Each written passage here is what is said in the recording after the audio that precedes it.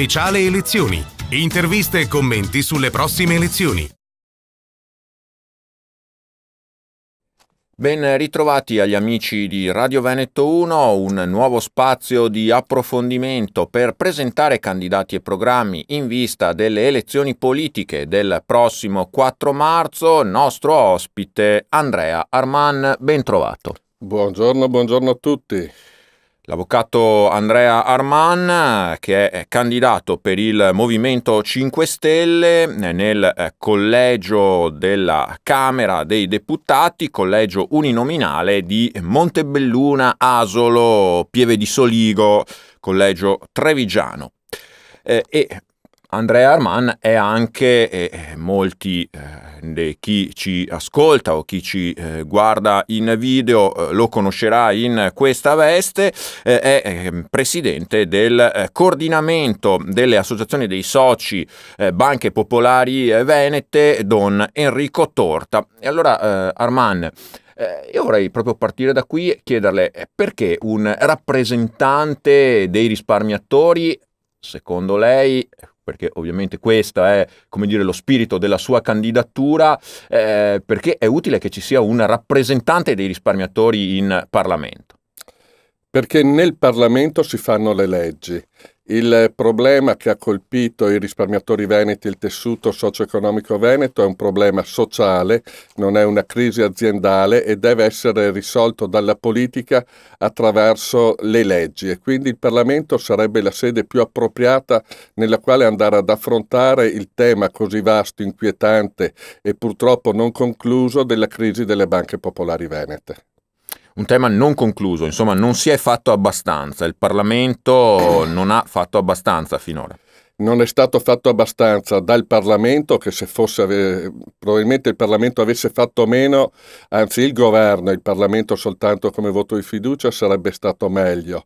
E non è stato fatto abbastanza dalla magistratura, ma non è stato fatto abbastanza neppure da quell'intelligenza che dovrebbe avere il ruolo di formare ed essere il cane da guardia del potere, perché ancora non abbiamo capito che cosa sia davvero accaduto dentro a queste banche, in quanto giorno dopo giorno emerge sempre più che queste banche non erano da far fallire, e noi come coordinamento lo avevamo detto ancora nel 2015, per cui giorno dopo giorno emerge che si tratta di un'operazione preordinata per impossessarsi di una fetta di ricchezza del Veneto e per trasferire la ricchezza dei risparmiatori nelle tasche della grande finanza. Quindi l'operazione non è conclusa dal punto di vista dell'investigazione, ma neppure conclusa l'operazione dal punto di vista dello spoglio del territorio veneto, perché al sacco del risparmio farà seguito il sacco dell'altro risparmio rappresentato dal mattone. E le forme di accantonamento del denaro in risparmio sono anche varie. Una delle principali è nel mattone.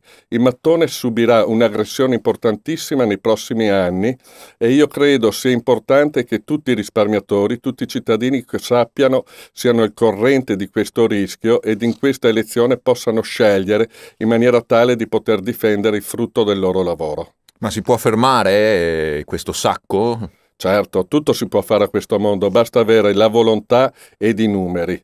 Attraverso la nostra presenza in Parlamento noi pensiamo di poter, contagiare con le nostre idee i tanti parlamentari che sono onesti. Non tutti i parlamentari sono disonesti, purtroppo è diventato patrimonio comune, pensiero comune ritenere che tutta la politica sia disonesta.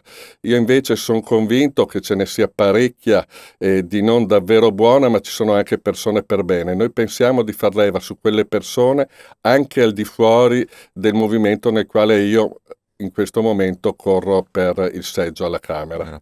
Ma avete già qualche idea, cioè ci potrebbe essere già qualche norma concreta appunto per evitare questa ulteriore batosta ai veneti e non solo? L'idea è semplice, la speculazione si sviluppa attraverso ormai linee che sono state sperimentate in altri paesi.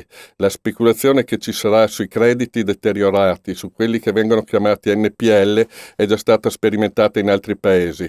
La risposta è semplice. semplice: la speculazione non la debbono fare soggetti esterni, fondi di investimento legati alla grande finanza internazionale, ma il recupero dei crediti deteriorati deve avvenire attraverso un'agenzia di Stato che esegua il recupero in forme socialmente tollerabili e socializzi l'utile di questo recupero. Sono soldi dei cittadini italiani, debbono rimanere ai cittadini italiani gli eventuali utili.